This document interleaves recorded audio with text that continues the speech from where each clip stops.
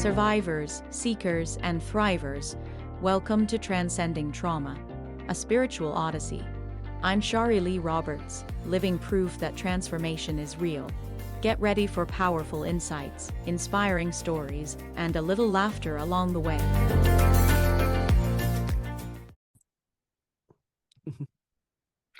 Hello and welcome back.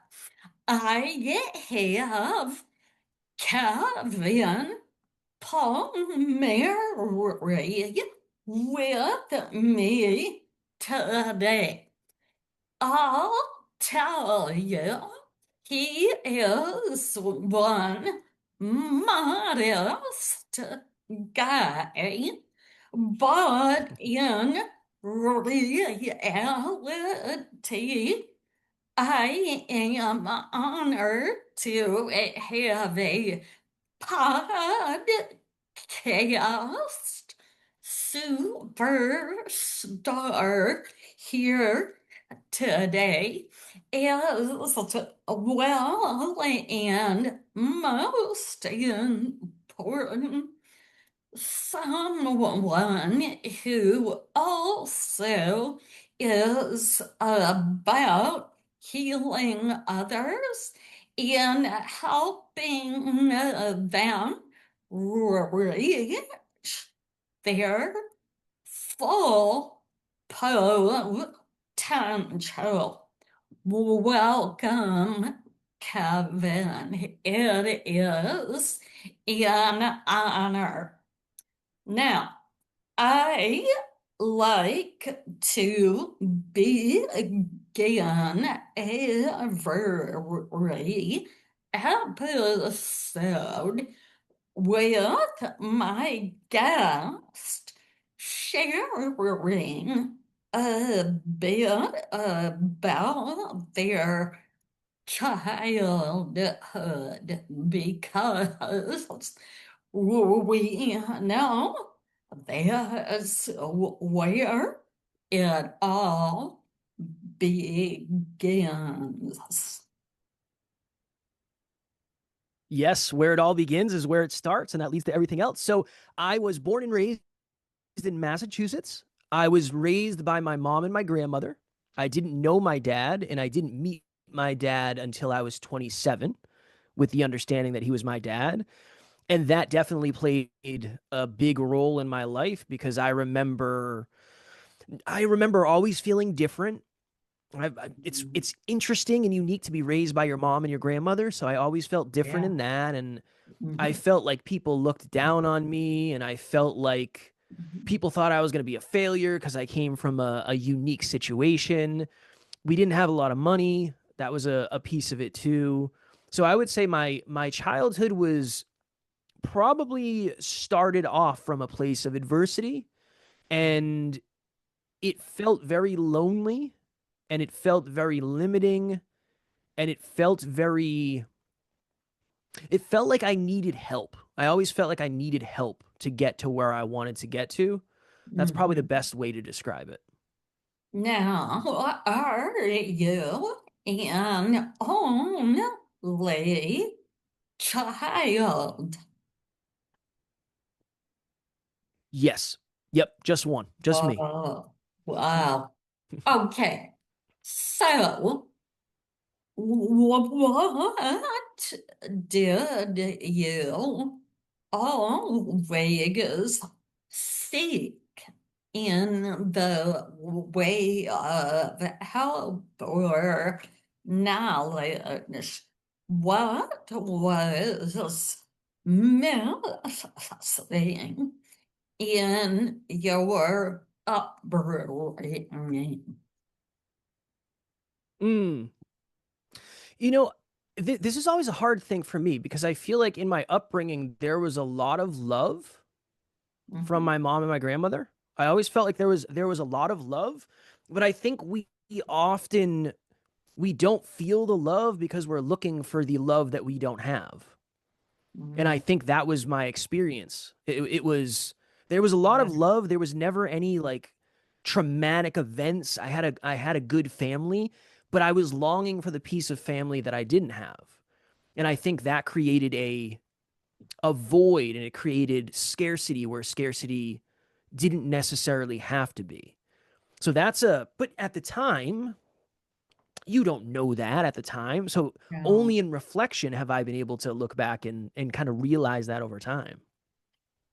That is poignantly sad and huge. Take Mm. us now. You're an older teen. You've graduated. Where are you? Not only physically, but mentally. I was very angry as a teenager and an older teenager because I think that was when the ego developed and I hated my dad because he was never around and I didn't really have much direction. I didn't know what I wanted to do with my life. I didn't know what career I wanted. I didn't know if I was going to go to college. I didn't know any of that. So I think I was very, you'd probably label it as lost. Yeah, I was very angry at the world, especially at my dad. yeah, And I was afraid that I was not going to have a very bright future because it seemed like I was living my life differently than almost everybody around me. And that was definitely scary. And I also found a lot of significance in not doing what other people were doing. So it yeah. was a weird juggling act of Mhm. feeling good about myself because I was different and bad about myself because I was going in a different direction. Take us through both of those thoughts. What Mm. made you feel I'm different and I'm proud? What did that look like? And conversely, wow, I'm never going to amount to anything. What's happening in your mind and externally? In my mind, I I think there's always been a piece of me that wanted to go against the grain. I just didn't I felt so going back to the beginning, I always felt different.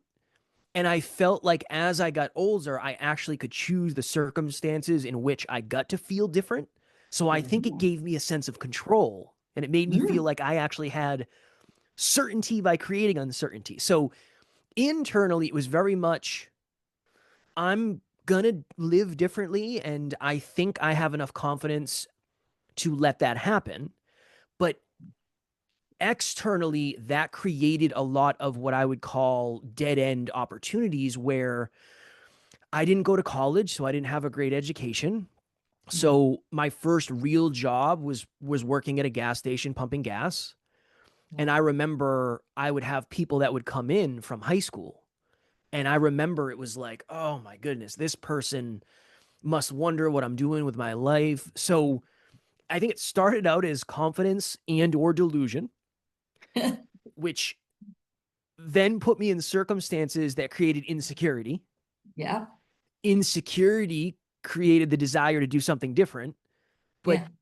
different did not always equal quality because I didn't really have qualifications. So I think it set me up for kind of a cycle of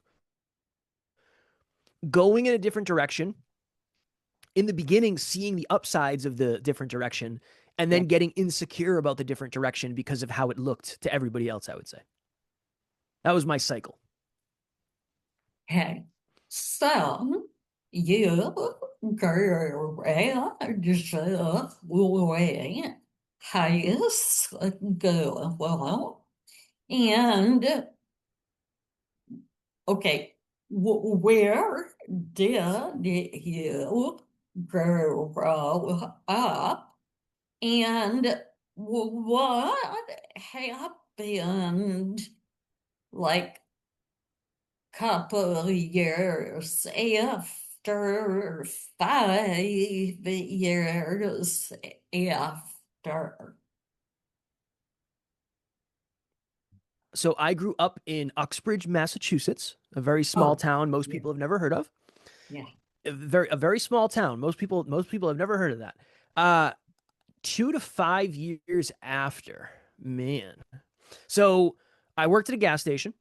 I left the gas station and I became a personal trainer. I left being a personal trainer and I worked uh, doing housekeeping at a hospital. So cleaning bathrooms and floors overnight on the overnight shift. Then I was a truck driver. So I would say 5 years out after graduation, I think I was driving a truck and doing forklift operation. I think that's what I was doing at that point. And again, it was still kind of the same feeling for me of, oh my goodness, I am stuck here and I still have no idea what I want to do with my life. And I've moved up a little bit, but I still feel like everybody that I know is way more successful than I am. Okay.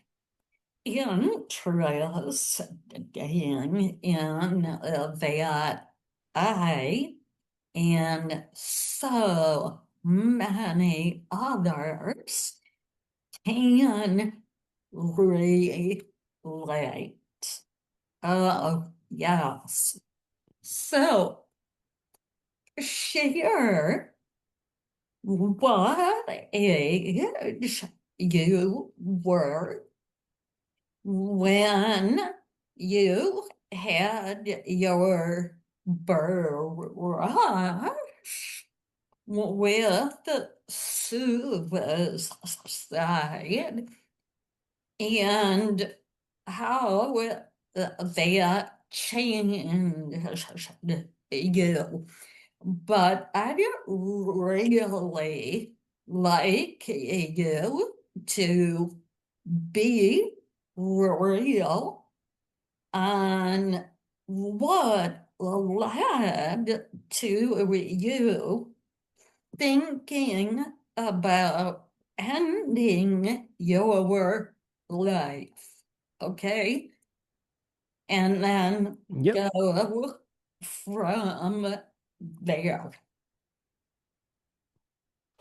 So so I had job hopped from job to job to job to job to job, and I was convinced I'm never going to be any level of successful. This is going to be my life. I'm just going to do this forever.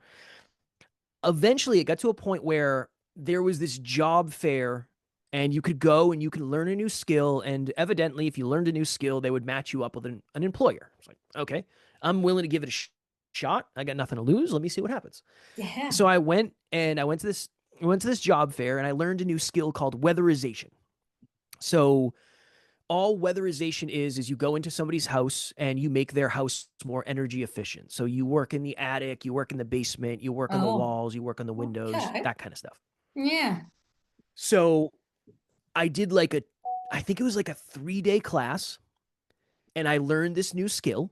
Mhm. And at the end of the 3 days, I quote unquote graduated and they said, hey, we're gonna connect you with the best company that is recruiting and is looking for people to work for them. Yeah. And I was like, okay, I'm sure you probably say that to everybody, right? This is like the Yeah. exit interview. This is probably what you say to everybody. So Yeah. we'll see. The verdict isn't out yet. Yeah. And I I remember that they said the job pays really well, but there's a lot of travel. I remember they said that. And I said, number one, what is really well? And number two, what is a lot of travel? And they said, well, it's anywhere from $60 to $120 an hour. And you're going to spend weeks on the road at a time. And I was like, there's no way this is real. There's no way this is a real job that you guys are going to offer me. This couldn't possibly be real. In what world Yeah. is this real? Yeah. So they connected me with my potential boss. I called him. I had an interview and he's like, "No, this is real. This is what we do. We love your personality, so we're going to jump you to the front of the line. We have a job starting in a couple months, we'll call you. It's like, okay, cool. So I ended up getting this job where I traveled up and down the East Coast of the US, making anywhere from $60 to $120 an hour doing this job. And if you fast forward a few years, I had been doing this job, so I was doing well. My girlfriend at the time was a model. I was getting ready to compete in a bodybuilding show, so I was quite literally in the best shape I will ever be. I had a new apartment, I had a nice car, I had great friends, I had all the things. Yeah. And internally, I was unfulfilled, I was depressed, I was anxious, I was insecure, Oh, I didn't know who I was, all the things, right? no. All the things that we hear about these stories. Yeah. So Yeah. my girlfriend sat me down one day and said, I'm leaving. You're a shell of the man that you used to be. I don't believe you can support me in my goals and in my dreams and in my aspirations. And I think you need to work on yourself. Okay. And she was right. She was right. She wasn't doing it to be mean. She was right. And she ended up leaving. So I was heartbroken. This Okay. was right after my bodybuilding show. So I had developed some level of an eating disorder. My Mm. job got really slow. So I was struggling financially. So I went Oh, from seemingly being at the top of the mountain to now being at the very bottom of the mountain, unfortunately. yeah. That was the beginning. That was the beginning of my rock bottom. The problem is I fell into the same pattern of, well, if I just make a lot of money, everything else will fade away. That Yeah. was my pattern. Yeah. Money, happiness, kind of work itself out. Everything will work itself out. Uh, So Um, go ahead. just the question.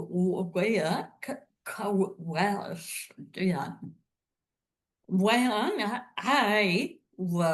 was in that place, the people around me were all supportive and nurturing and pushing me to stay in that place because that's what they needed me to do and be. Did you find other than your girlfriend, now ex, were similar? No, because Oh, I had at that point really siloed myself from people. I oh, had I had great friends, but a lot of my friends were it was just surface level because yeah, I didn't do anything, right? I just worked yeah, and spent time with my girlfriend and went to the gym. So okay, no, there was very little of that externally, I would say. okay, okay. Yeah. It was a great question. It's a great question. So Did you? go ahead. No, go. Yeah.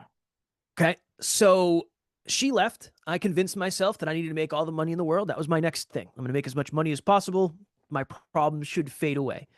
So I spent the next 10 months living on the road every single week, Mhm. trying to make as much money as possible, just working really, really, really hard. We got to the end of the year. I opened my final pay stub and I made $100,000 at 26 with no college degree, which was my goal. That was Yeah. success. That'll be Mhm. success. Mhm. And I didn't feel any different. I financially felt good. Externally, I felt good, but I was more insecure. I was more depressed. I was more anxious. I understood myself less. I did not feel any different internally. Yeah. So I did what any young man would do. I started a podcast called the Hyper Conscious Podcast because I wanted to talk about all the things that I didn't understand about myself and I wanted to help people understand about themselves. That was my new passion project. And What? go ahead. What year was that, and how old were you? And I have to say, you were not the typical guy because no one else at your age was thinking that, okay? They were not. I appreciate it. I appreciate it. It was 2017 and Oh, I was 27. okay. Wow. Yeah, I was 27 in 2017. So, out of the blue, you wake up one morning and think, oh, I'm going to start a podcast. There has to be other guys or people like me. Um, I'm thinking there was some intuitive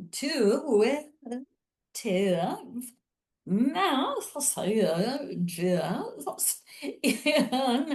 involved in this decision.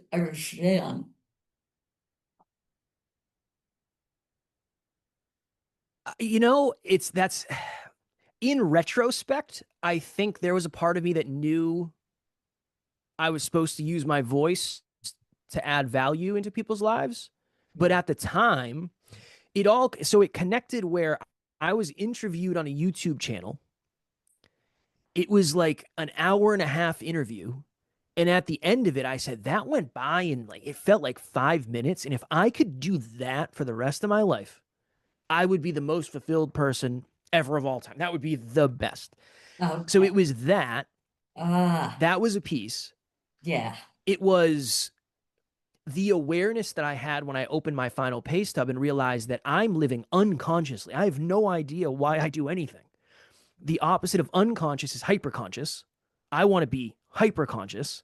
It was that.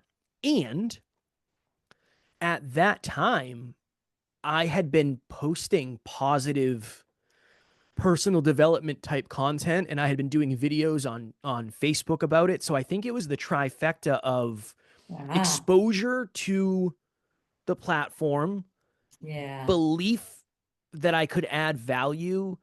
And again, I think a piece of it for me was just naivete. It's like, let me start this and see what happens. I think it was the perfect storm of all of those things. But now looking back, I don't know. Maybe I intuitively knew that I had a way with words. I just didn't understand how to see it yet. Oh, keep on going. And is it before your podcast or after that you contemplated suicide? It was after. So Wow. at this point, yeah, I had fallen in love with podcasting. I'm in love. I love it. I want to do it. Yeah. And now I know that my job is not the thing. I now know that money is not going to fix me. So I fell out of love with my job almost immediately, but I had to keep going and we were gearing up for another very busy year and I was spending time on the road and I was getting more depressed and I was getting more anxious and I was homesick and I was never home and it just got worse and worse and worse and worse and worse and it no Yeah. longer felt worth doing. So Yeah. that ended up going down kind of a slippery slope where my depression was getting worse and I was anxious. And Mm. so this all culminated with I was working in New Jersey, which is like 6 hours from where I lived at the time. Mhm. My alarm clock went off. I sat up.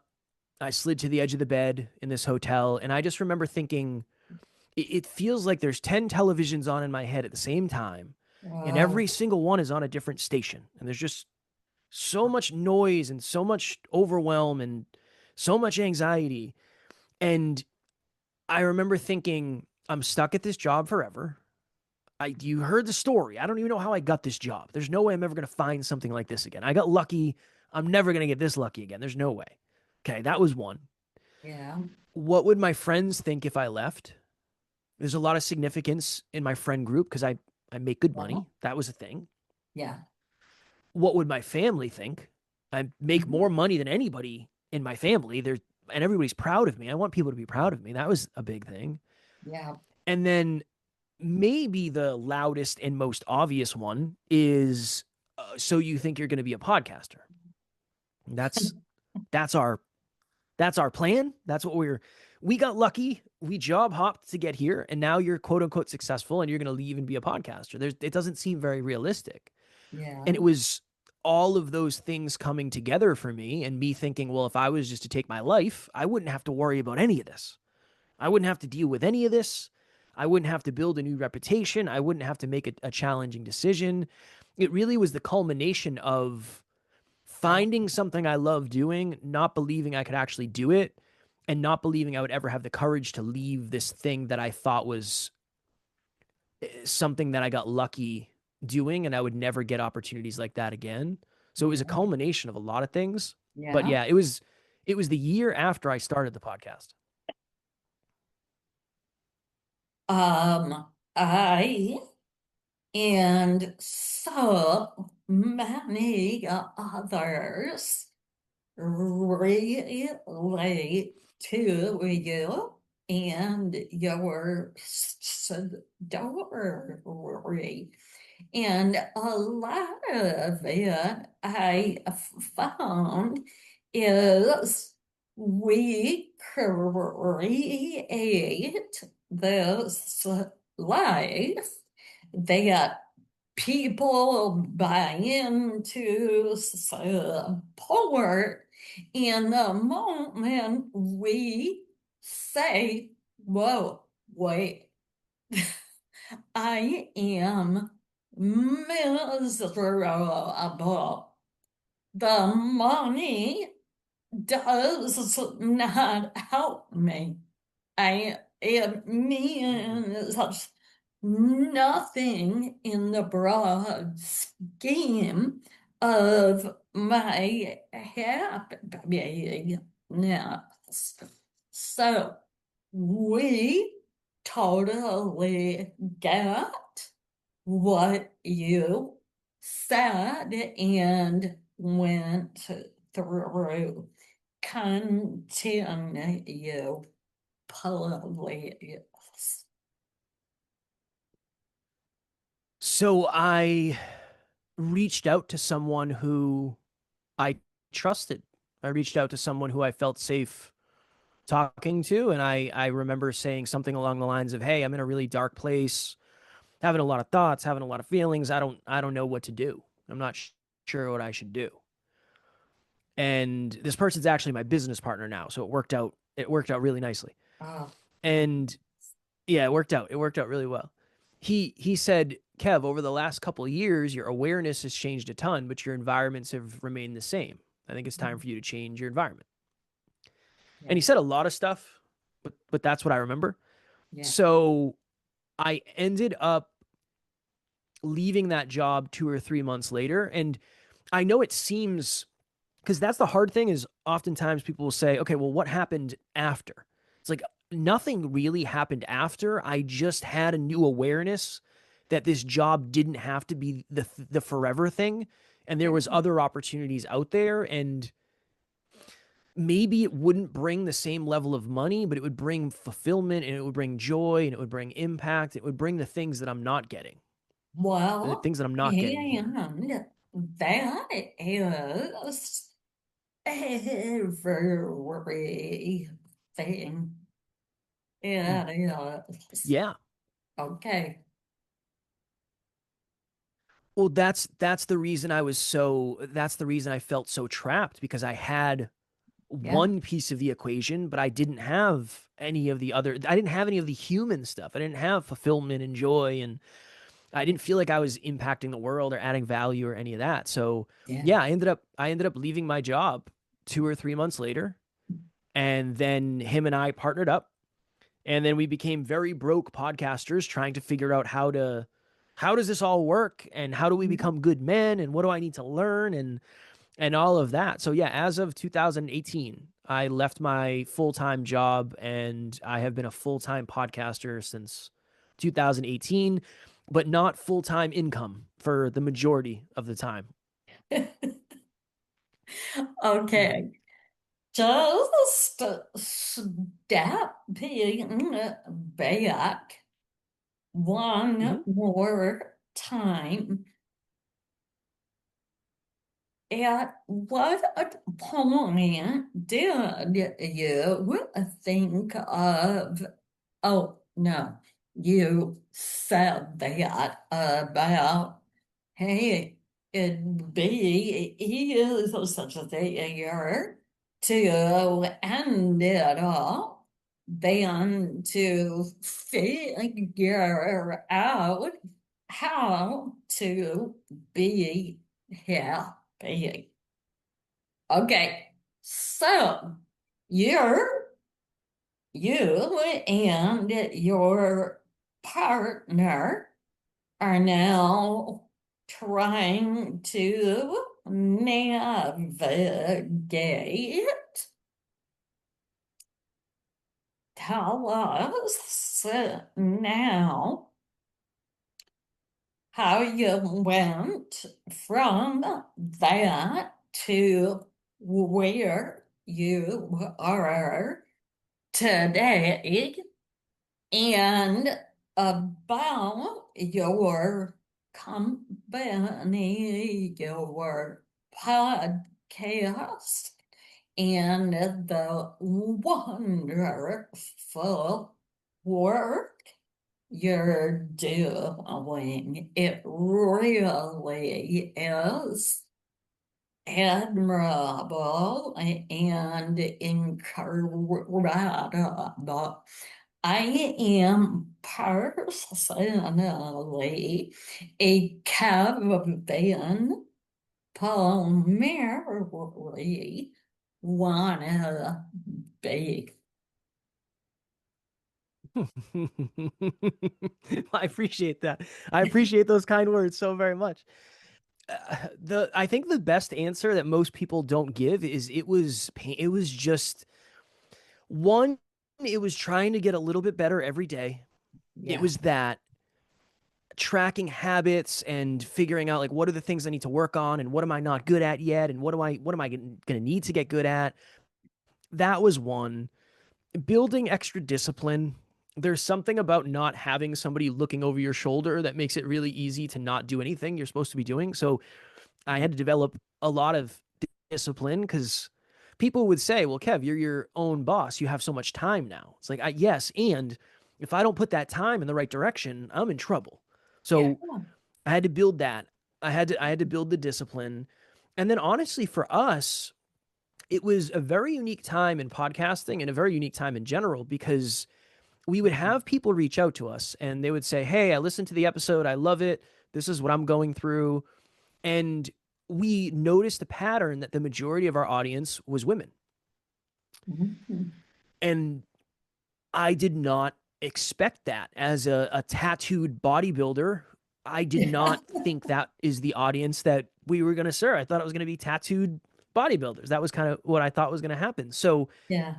we we went all in on getting to know our audience and adding value to our audience. And I would give up my phone number and I'd hop on FaceTime calls with people who listen, because I want to know what you're going through and I want to know what you're struggling with, so I can do episodes on that and I can help you. And we became obsessed with finding our audience and pouring into their lives, and we still do that to this day and on various levels. But it was really, yeah, it was that. And it was, we went from one episode to two a week to three to four to five to six to seven. Everything we did, we just tried to get a little bit better every single day. And Eventually, it went from the Hyperconscious podcast to a Next Level University, what it is now. And the ultimate goal is to help people get a little bit better every day when it comes to life, love, health, and wealth. As you heard in my story, at one point I looked really good from the outside, but internally I was not in a good place. I had a quote unquote great looking relationship. I didn't know what I was doing. I was not a very good partner because I didn't understand what I was doing. And I had quote unquote money, but I didn't know what to do with it. And I didn't know how to become more valuable and how to be more productive. So we Yeah. want to help people get all the things that we messed up, essentially, is what we're trying to do now. Excellent. How do your listeners let you know their thoughts, and how do you engage? Like, how do you allow them the opportunity to chime in? We have a Facebook group where we post it every day. So we're always connecting with our audience in our Facebook group. That's one. We have a free book club every week, every single week for the last, I don't know, 4 years. Every Saturday, Alan, my business partner, runs it. So that's another free thing. We have monthly meetups that are completely free. We have a lot of free opportunities for people to come and just try to get a little bit better. And it's always an open dialogue. Like, let me know what you're going through. Let me know who you are as a person. Let me know what your thoughts are. So, yeah, there's a lot of ways to connect, but everything we do is based on personal development. Everything we talk about is based on how to get to the next level of your life, how to reach your potential, right? Yeah. That's essentially the audience that we're serving, but there's many different ways to connect with us and many free ways. There's a lot of free things at NLU. So tell the listeners how. Give them URLs, YouTube, whatever. The podcast is Next Level University. So we're on all the podcast platforms. We're on YouTube. There's an episode every single day. That really is the appeal, is if you're trying to get a little bit better every day, we're going to be there to try to lead the charge on that. Yeah. And yeah, it's everywhere. You can find us. You can find us everywhere. We don't miss. We will guarantee you're going to get an episode every day.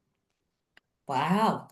7 days a week. And do you talk amongst you or interview people? We used to do interviews, and then it got to the place where we realized that a lot of the messages and a lot of the advice that people were giving, we just didn't think was really good for our audience. I think there's two types of content. There's content that makes you feel really good, Yeah. and there's content that sometimes makes you feel uncomfortable and creates necessity for you to go get a little bit better. I don't, it's not that I don't want people to feel good. I just don't want people to feel good at the expense of saying, okay, you know what? I'm going to change something here. So, yeah, we stopped having guests, I don't know, maybe like 1,000 episodes ago. It just stopped making sense at a certain point. I am feeling that. I get it. How long are most of your episodes, and how long are they? I mean, how do you come up with a topic? I'm thinking you wake up knowing intuitively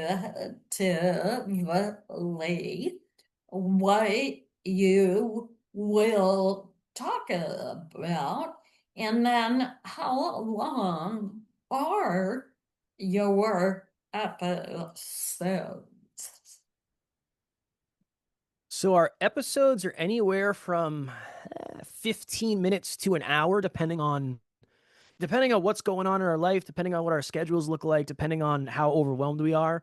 The Yeah, one we did today, I think, was 20 minutes. We did one last week that I think was an hour and 10 minutes. And for me, most of it comes from stories that I'm experiencing. So if I go do something yeah, and I have an experience, I'm always trying to connect that experience to a lesson that I can share with other people. I mean, that's really, yeah. I learn through stories. So when I Yeah. have a story, I try to figure out like what's the lesson based on Mhm. the story. That's one way.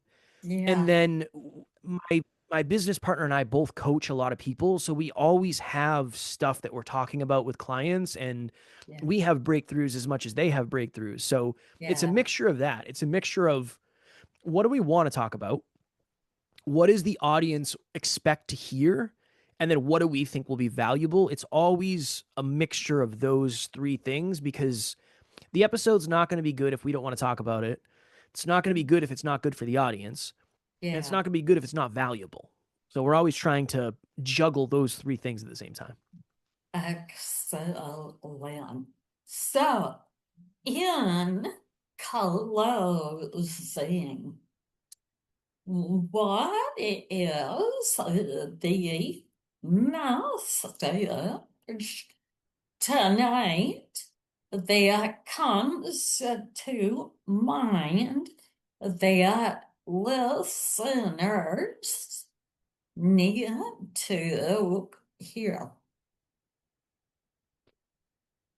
I would say the biggest difference between the person that you are today and the person that you aspire to be is just your habits, what you do on a day-to-day basis. I think it's easy to hear that story and see the progression in that story, but behind the scenes, I was really working on figuring out how to get better at certain things and how to be more consistent. For every public success, there is a concrete foundation behind the scenes that you never see. So, yeah, make sure you're focused on your habits. Good habits and bad habits both compound. You can't really notice any progress or destruction immediately, but eventually it becomes obvious. So, focus on where you're investing your time because where you're investing your time is what's creating your future. Excellent. Thank you so much for your time, your insight, and authenticity. What a pleasure talking with you. Take care Thank you. and keep shining bright. Thank you so very much. I appreciate it back. It was a wonderful experience, and thank you for giving me the Good. opportunity to pour into the listeners' lives. Ah, love it. Wow.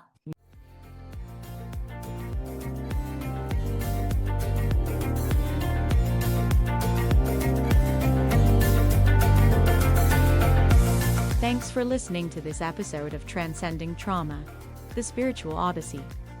If you're working to overcome trauma and would like to work with me or be a guest on my show, contact me through my website at shariroberts.org.